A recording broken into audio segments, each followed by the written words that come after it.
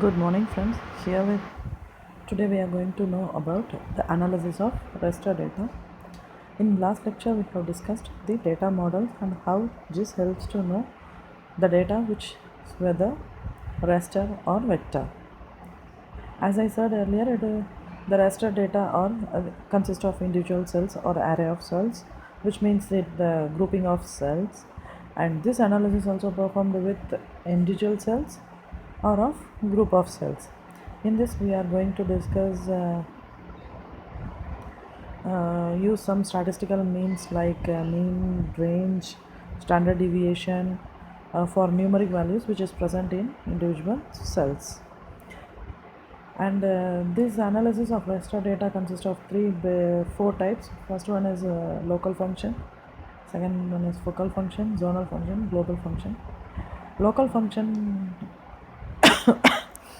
it includes a normal addition, subtraction, multiplication process, and second one is local focal function and neighborhood function.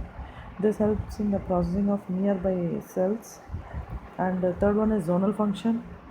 It works on grouping of cells which have identical values, means least value or with the maximized value.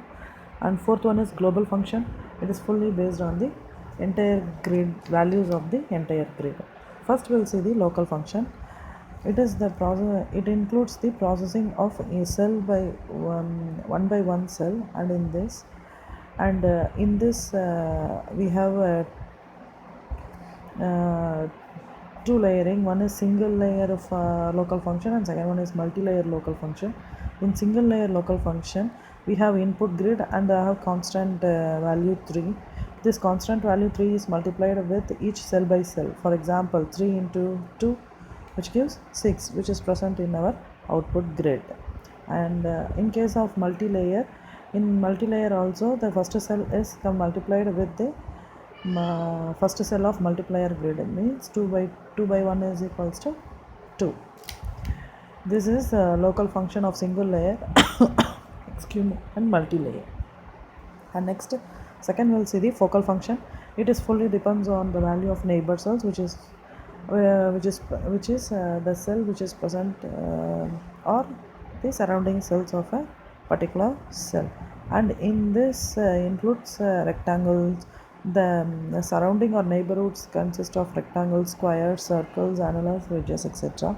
And this function of two operations. One is focal sum and second one is focal mean. In the first cell, there is a 3 neighbor cells, means 2. For first cell 2, we have 3 neighbor cells. 2, 0, 2, 3 means 2 plus 2, 4 plus 3, 7, which is present in our first cell. Likewise, we have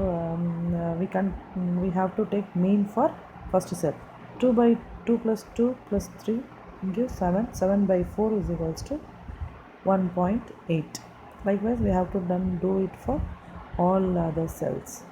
And third one is zonal function. This can be done in same zone of cells, and that are may or may not be a contiguous or means continuous cells. In this we have zone grid and zonal grid and value grid. In the value grid we have least number of 1 and highest number of 8. The highest number 8 can be put it in the least number of 1. Here we have 1, 1, 1 and 1, 1 here. So totally 5 least number is there. In the output cell we are going to put 8, 8, 8 likewise. And with regard to highest means maximized number, means in the value grid we have highest number of numbers means 5, 5. 5 we have 5 numbers in 5 places, so we are going to put in 5.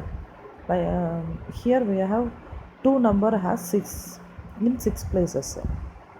So the maximized which is occupied is 2. Here maximum number of places is occupied by 5, so the 2 is replaced by 5. Likewise, we have to done it for all the functions. In zonal function, we are going to do zonal mean, zonal standard deviation, zonal sum, zonal minimum. Whatever the things we have need, like we can do it. And finally we are going to discuss about the global function.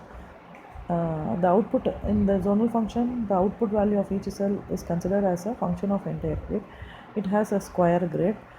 The value output grid has considered as the distance from each cells, or means the nearest cell in the output value.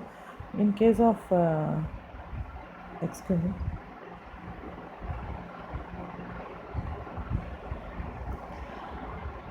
for the two diagonal neighbors, it is equal to the cell size, which is multiplied by square root of 2, means the 2 can be put it as 1.4.